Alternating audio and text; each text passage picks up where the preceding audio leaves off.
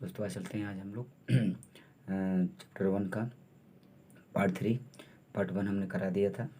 तो वीडियो आप क्या करेंगे कि अगर आप चैनल सब्सक्राइब नहीं किए हैं तो चैनल को सब्सक्राइब कर लें, और उसके बाद प्लेलिस्ट में जाकर आप साइंस टेंथ नाइन्थ 8 7 6 का साइंस और मैथ होगा प्लेलिस्ट में, और मैथ जो है 11 12 का होगा, ठीक है। और ग्रामर ट्रांसलेशन भी आपको हमारे चैनल पे अवेलेबल हो जाएगा, ठीक है।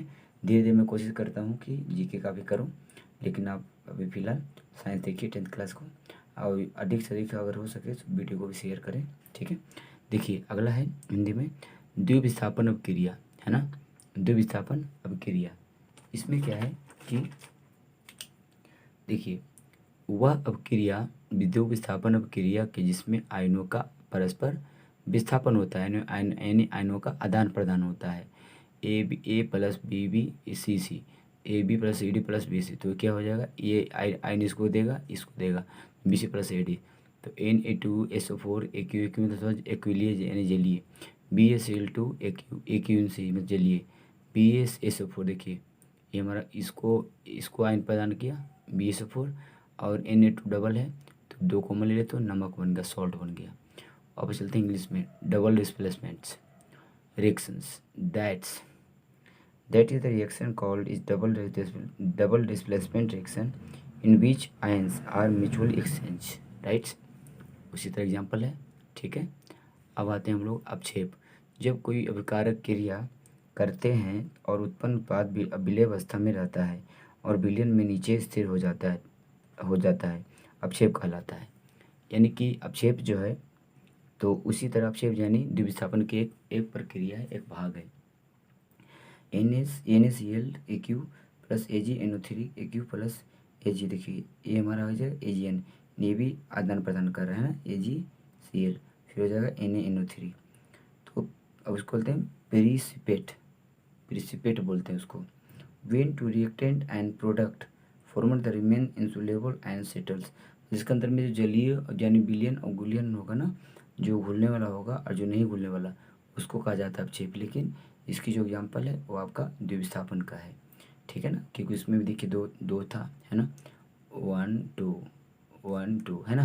और इसमें भी देखिए 1 2 दो दो आपका इसमें भी है, इसमें भी। तो इसमें क्या होगा, घुलने वाला चीज़ होगा, ठीक है, यानी कि सॉलिड और लिक्विड होंगे।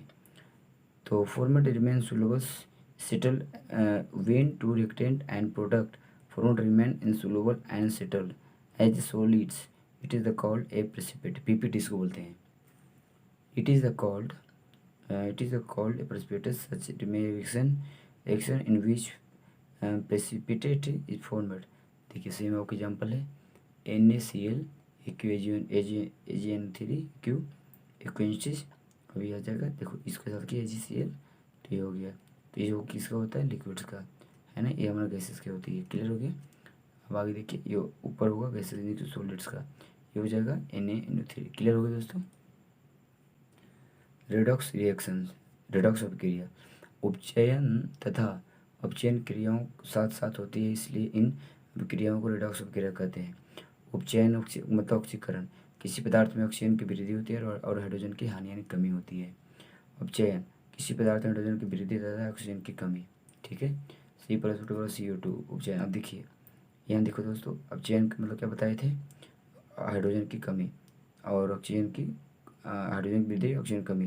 देखिए ऑप्शन क्या है, इसमें ऑक्सीजन था, यहाँ देखो कमी हो गया।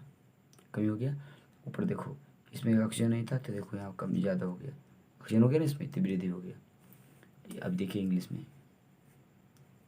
Redox reaction, oxidation and reduction process take place simultaneously as at the same times, that why the reaction is called redox reactions। देखिए oxidation, it is a process of addition of oxygen, मतलब oxygen की ज़्यादा हो, and removals of hydrogen की कमी हो। Reduction, it is the process of removals of CO2 और addition of oxidation hydrogen. Clear हो गया। देखिए ये PbU है ना, PbU देखिए यहाँ पे यहाँ देखिए PbO, यहाँ पे देखिए ऑक्सीजन, यहाँ पे ऑक्सीजन कमी हो रहा है तो रिड्यूस कहला गया। इसमें देखिए सी अकेला तो इसमें ऑक्सीजन आ गया तो इसको कहेंगे ऑक्सीडाइज्ड। ठीक है, क्लियर दोस्तों। देखिए संचारण, धातु का वायुमंडल के अभिकारकों द्वारा यौगिकों में बदलकर नष्ट होना धातु का संचारण कहलाता है।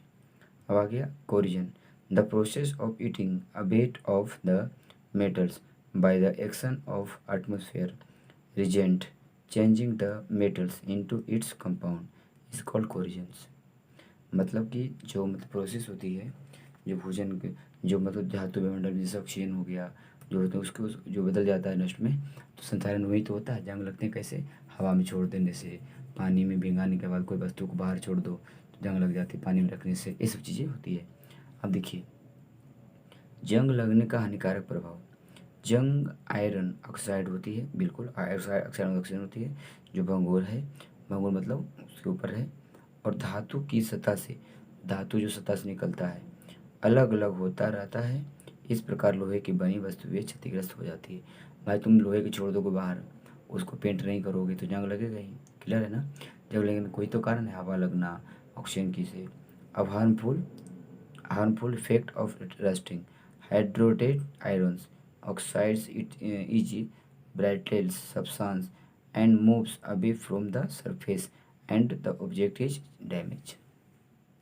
आगे देखिए संचारण के लिए आवश्यक परिस्थितियाँ, धातु की खुली सतह, वायु के ऑक्सीजन की उपस्थिति, नमी की जल की उपस्थिति, यहाँ पे आपकी नुकसान होती है।